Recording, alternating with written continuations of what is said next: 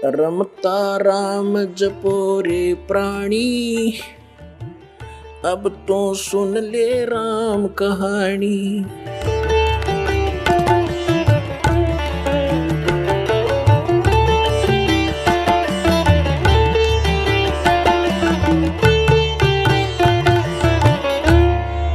पुण्यात्माओं, श्रद्धालु हमेशा अपने गुरुजी के वचन पर अंधविश्वास करता है और वही सफल होता है।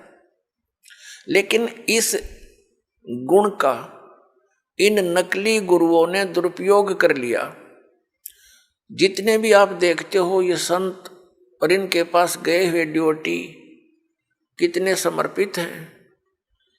वो गुरुजी जो भी ज्ञान बताते हैं शिरोधार्य होता है।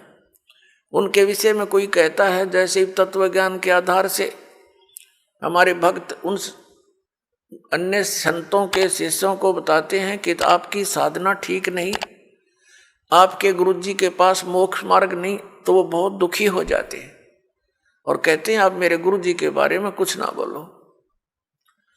तो पुण्यात्माओं, वो डिवोटी तो सही है, उनका आस्था होनी ही चाहिए, लेकिन वो नकली गुरुओं के पास वो श्रद्धा बनाए बैठे। अब जैसे आम के पौधे को बीज कर यदि कोई ये आस्था लगाए बैठा है कि मैं आम खाऊंगा, इसके आम लगेंगे बड़ा होकर, तो वो बिल्कुल सही है, उसका बिल्कुल सही उद्देश्य है और ठीक उसकी क्रिया है। और यदि बबूल का पेड़ पौधा बो करके और वो ये कहता है कि ये बड़ा होगा, इसके आम लगेंगे, और उसको कोई जानकार व्यक्ति ये सलाह देता है कि ये आम का पौधा नहीं है, इसको आम नहीं लग सकते, और वो ये कहे कि तू मेरी भक्ति मार्ग को यानी मेरे पौधे को गलत मत बता, तो वो उसकी एक तो श्रद्धा है। जिस व्यक्ति ने उसको आम का पौधा बता करके बबूल दे रखा है, वो पूरा विश्वास किए बैठा है उस नकली आदमी पर। तो उस व्यक्ति को चाहिए कि इस व्यक्ति ने मेरे पौधे को ये बबूल क्यों बताया, उसकी फिर पूरा निरीक्षण करना चाहिए, तब उसकी सिंचाई करना, तो बबूल बोने का क्या यूज। तो जैसे भी किसी को ये शंका उत्पन्न करता है कोई कि भी आपका भक्ति मार्ग ठीक नहीं, तो उससे पूरा पूछे, अच्छी तरह निरीक्षण करे और फिर इन सदग्रंथों से मेल करे, क्योंकि किसी के लोक वेद से यानी कहने सुनने मात्र से अपने पद से डगमग होना ठीक नहीं। अपने आत्माओं, ये दास आपको जो ज्ञान देता है ये शास्त्र अनुकूल है। पवित्र श्रीमद् भगवत गीता, पवित्र चारों वेद और पवित्र पुराण, ये एक पवित्र हिंदू धर्म के श्रद्धालुओं के लिए शिरोधार्य है। शिरोधार्य का अर्थ होता है इनमें जो लिखा है वो सत्य है, और इससे बाहर कोई बताता वो असत्य है। असत्य डुप्लीकेट और सत्य ओरिजिनल। तो ओरिजिनल वस्तु से लाभ होगा, डुप्लीकेट से नहीं होगा।